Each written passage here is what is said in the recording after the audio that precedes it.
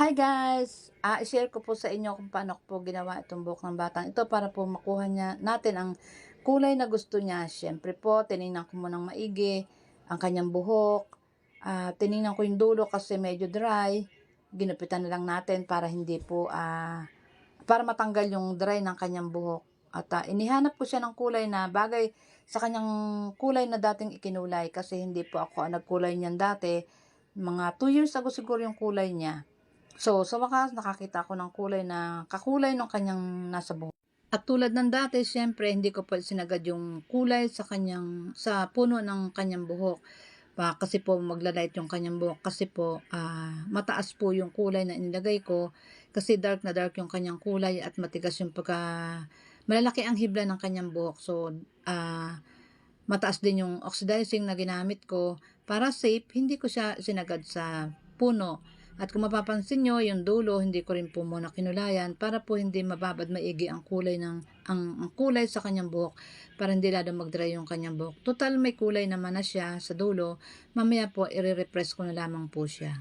Yan yung sinasabi ko na kailangan yung ginagawa mo, nasa puso mo, nasa pagtsatsaga, para po makuha natin yung ganda ng kulay na gusto ng customer.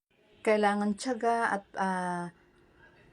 tawag dito, tiyaga at nasa puso ang paggawa. Para pang yung nag-reels, kasi po sa reels, bago lang po ako sa pag-reels. So, nagtsatsaga po ako sa ngayon, konti pa lang yung views, konti pa lang yung followers. So, nandito na po ako sa larangan ng pag-reels, kaya tsatsagain ko na. Parang ganyan po, nung nag-umpisa po ako, yung takot akong mawak ng mga mahirap na gawain ng parlor, sa hindi ko muna ginagawa yung mahihirap, nagmamasid-masid muna ako. Sa ngayon, ganun din ang ginagawa ko sa pag-reels. Nagmamasid-masid ako, nanonood ako ng mga tutorial para at least meron ako matutunan sa kanila at susundin ko yung mga sinasabi nila na sa palagay ko ay tama. Pagkalipas nga po 20 minutes, binalikan ko yung kanyang puno ng buhok para po i-retouch na para po papantay na yung kulay niya. At ganun din po, hinila ko na rin at sinuklay pababa yung kanyang kulay para po ma-refresh yung kulay sa ibaba. Tapos po mga 5 to 10 minutes, babanlawan na po yan para po i-blower. Kasi po, hindi na rin siya nagpa-treatment kasi nagmamadali siya at may lakad siya ngayong araw na to. Sabi niya, to palo na lang yung treatment. Pero maganda yung buhok niya guys, pagka yung nabasa yung buhok niya. Dati kasi nire-reban ko to eh. Tapos sabi niya pahabain na lang daw niya. Ayan, humaba na. Kaya maganda na yung kulot ng buhok niya. At ayan, binoblower na natin siya.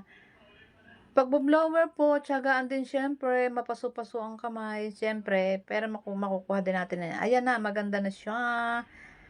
At ayan, tingnan nyo guys. Oh, okay na yung kanyang kulay. Ayan. Maganda na. Salamat sa panonood guys. Salamat sa pagtsatsaga na panonood at salamat din sa iyong dear customer dahil lagi ka bumabalik. Thank you guys.